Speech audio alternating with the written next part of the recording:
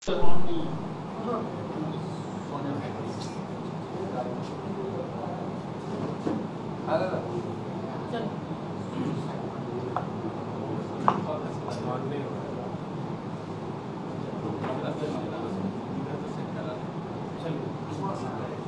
साथियों, कल का दिन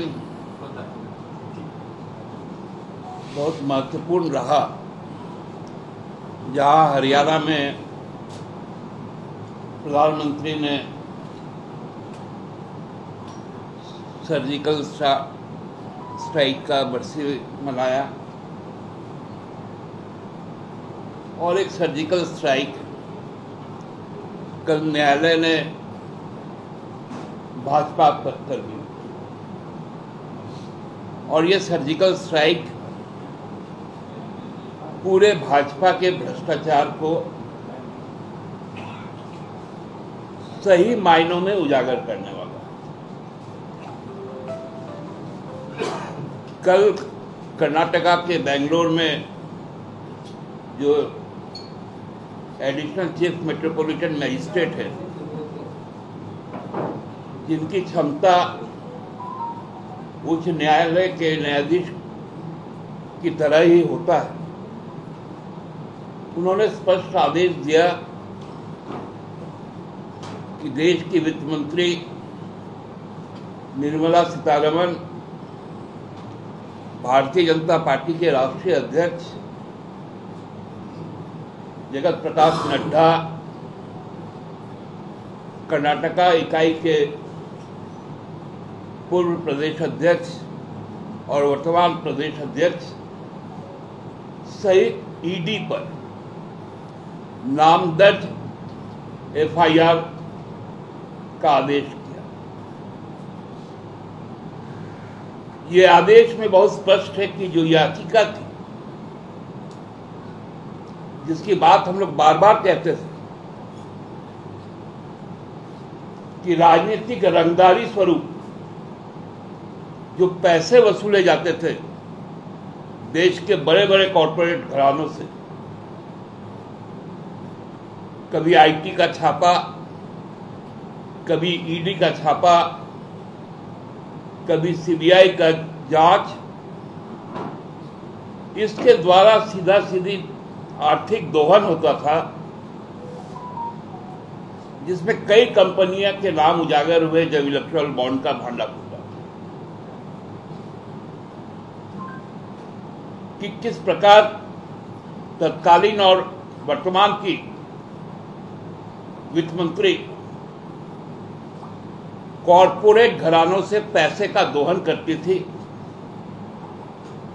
और भारतीय जनता पार्टी के अकाउंट में ट्रांसफर होता था। यहां चुनाव आने वाला, चुनाव घोषणा के पहले प्रधानमंत्री 15 दिन में दोबारा आ रहे।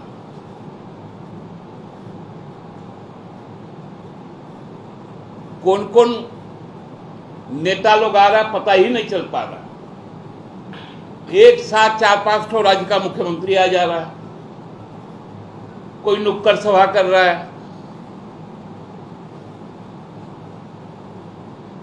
कोई अनाउंसमेंट कर रहा है। इस तरह से चीजें आगे बढ़ रही। हरियाणा कोई नहीं जा रहा, महाराष्ट्र कोई नहीं जा रहा, अब आकर यहां पर दो ही चीज, घुसपैठ। अरे इतना घुसपैठ तुम लोग झारखंड में कर रहे हो कि अब तो सही में हमारी सरकार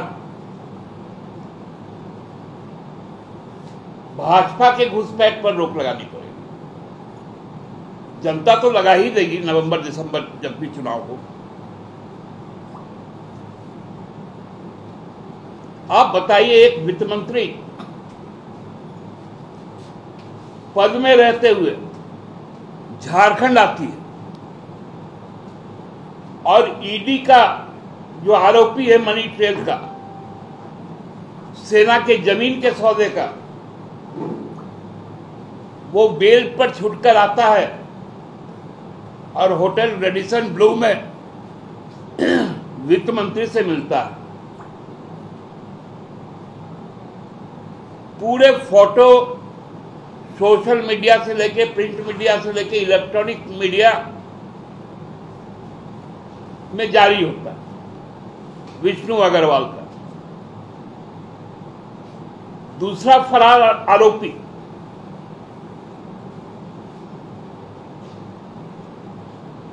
जो काके रोड में रहता था, वो आरोपी था, उस पर वारंट इशू था ईडी का, वो आके वित्त मंत्री से मिलता है सार्वजनिक जगह पर। ये वित्त मंत्री की जो चोरी है, जो भ्रष्टाचार है, भाजपा को सफाई देना पड़ेगा।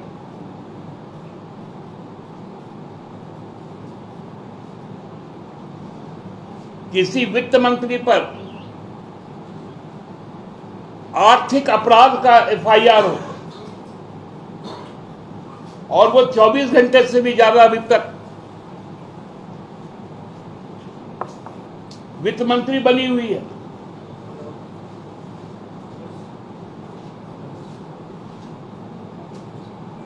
ये लोग भ्रष्टाचार की बात करते हैं।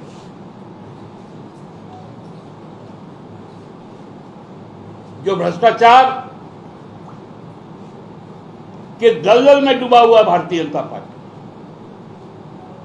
हम लोग बार बार कहते हैं बीजेपी का नाम है भ्रष्ट जनों की पार्टी। अब तो कोर्ट मांगती है इनको कि इन्होंने पैसे की चोरी की, सीना जोड़ी से चोरी की, एजेंसियों का उपयोग किया, ईडी का उपयोग किया, आईटी का किया, सीबीआई का किया, डीआरआई का किया और भाजपा के खाते में पैसे जमा करवाए। अब थोड़ा बताइए कि भ्रष्टाचार इस देश में कौन कर रहा है?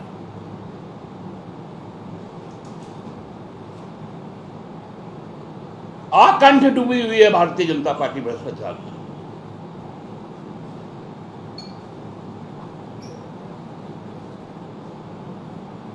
आज हरियाणा में इनको जगह तलाशना पड़ रहा है कि प्रधानमंत्री का मीटिंग कहां करवाए, और प्रधानमंत्री की जो सभा होती है उसका अखबार तक में भी विवरण नहीं आता।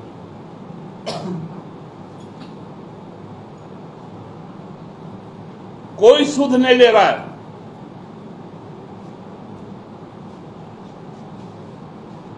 अपना अपना राज्य छोड़ के कौन कौन मुख्यमंत्री यहां आ रहा पता ही नहीं चल रहा। लग रहा है कि सब इनके घर का चीज है।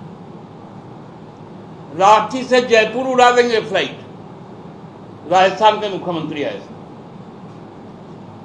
रेलगाड़ी चला देंगे। आज तो देखे कि एगो आसाम के लोगों ने जिनको बेरोजगार कर दिया, अभी जो झारखंड में पड़े हुए हैं, यही हमारे हरमू रोड में रहते हैं, वो अभी से ही मैया योजना से इस प्रकार घबरा गए हैं कि हम 2100 रुपया देंगे।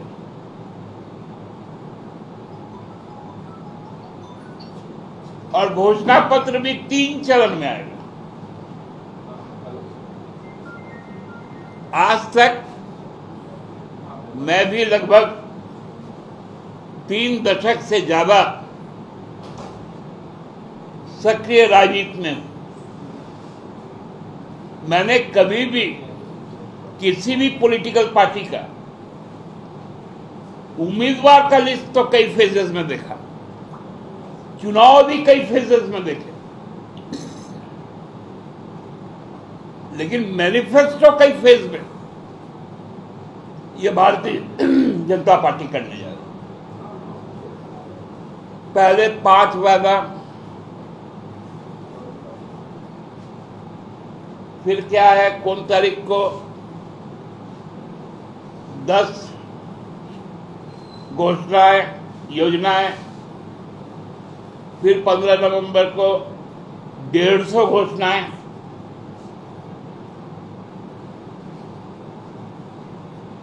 हांडी चढ़ा नहीं चूल्हा पर और पंगत में बैठा दिया लोगों को।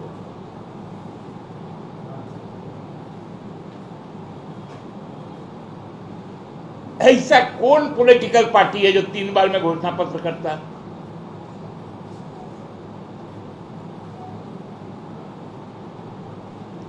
कितना राजनीतिक प्रहसन होगा अखबार और टीवी चैनल पूरी तरह से व्यस्त हैं भारतीय जनता पार्टी के चुटकुले छापने में।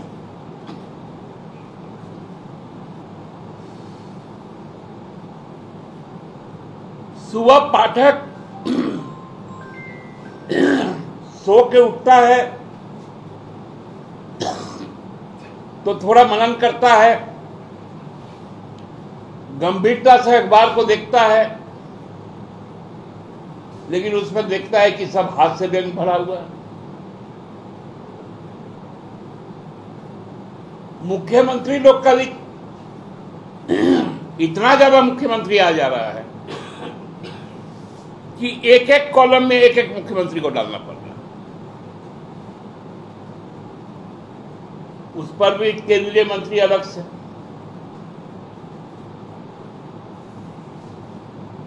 उन लोग को संक्षेप में डाल रहा है।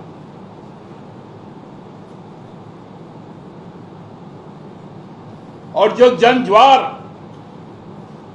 झामुमो के साथ चला है उसको देखकर लोग डर गए। सुबह तो 1-2 घंटे इन लोग का लग जाता है कि आपस में बात करने में कि हम क्या बोलेंगे और तुम क्या बोलोगे, क्योंकि मुद्दा तो है ही नहीं।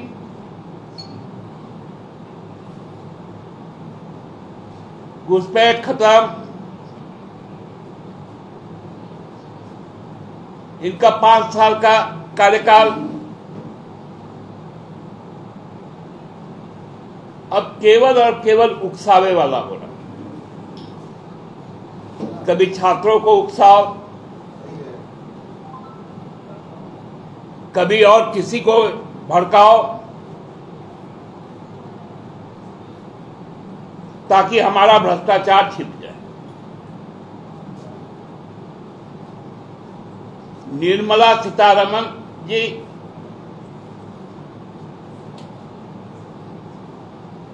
जिस परिवार से आती है वो परिवार कहता है कि भारतीय जनता पार्टी भ्रष्ट है।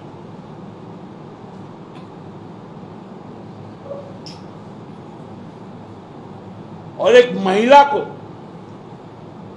वित्त मंत्री बनाकर उससे लोगों को डरवाया जा रहा है। दवाई कंपनियों को,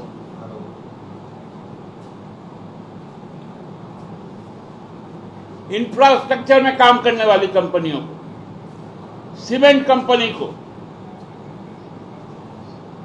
सरिया बनाने वाले कंपनी को,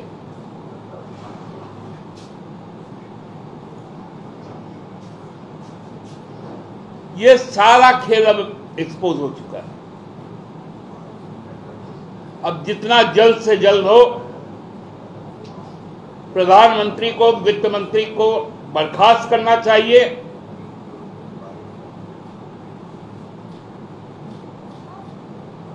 और राष्ट्रीय स्वयंसेवक संघ को,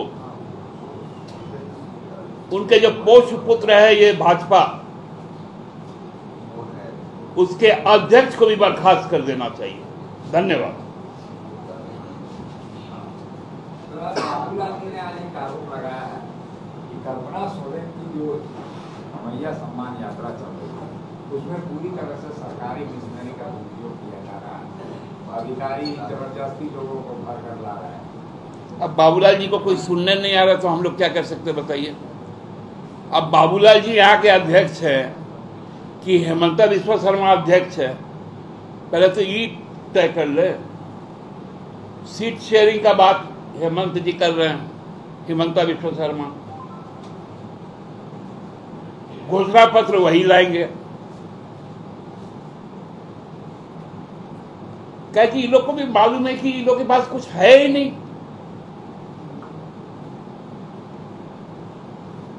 घर भाड़ा लेके यहां रहना शुरू कर दिए लोग। बाबूलाल जी तो अब सबको बोल रहे कुछ तो हमको सुनो।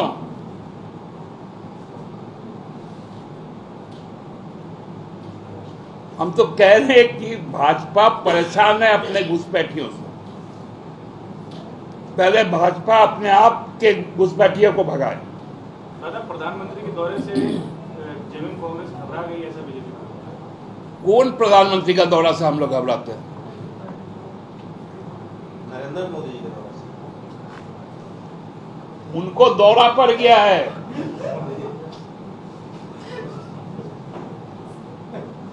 प्रधानमंत्री जी को दौरा पड़ गया।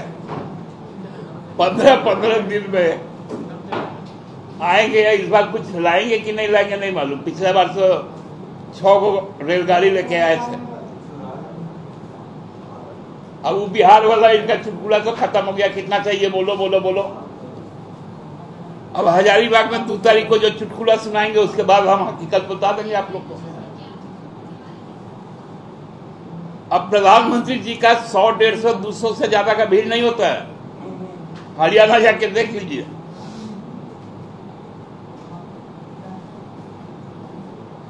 और प्रधानमंत्री जी यहाँ पर भारतीय जनता पार्टी के फंड से आते हैं क्या?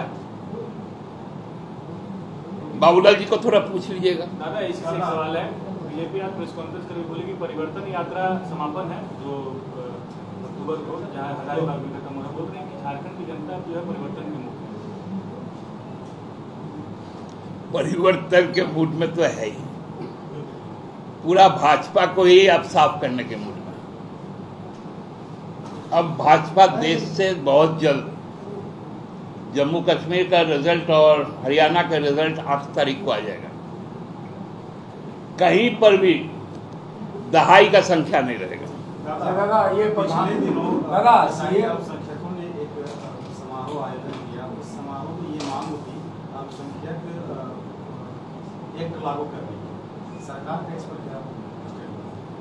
देखो, उसके बारे में हमको मालूम नहीं है इसलिए, क्योंकि मैं था भी नहीं यहाँ पर। दादा, मुख्यमंत्री ने एक पत्र लिखा था हेमंता बिस्वा शर्मा को, जो टी ट्राइब है उनको दर्जा के लिए, और इसे हेमंता का बयान आया है कि हेमंत जी को उस पत्र का जवाब अपने घर में मिल गया है, क्योंकि कल्पना सोरेन अपने किसी आदिवासी सीट से चुनाव नहीं कर सकती। देखिए, उनका बुद्धि की बलिहारी। सवाल पूछा गया कि आपका नाम क्या है। उन्होंने जवाब दिया, मेरे पड़ोसी का नाम बम कुमार पांडे। सवाल उनसे पूछा गया कि टी ट्राइब के संबंध में आप क्या रखते हैं। वो बोलते कि आपकी पत्नी ट्राइबल सीट क्यों नहीं लड़ती है। उनके वो प्रदेश अध्यक्ष भी उनके साथ है यहाँ पर। बाबूलाल मरांडी उनका नाम। राजधनवाद कब से अनुसूचित जनजाति का क्षेत्र हो गया?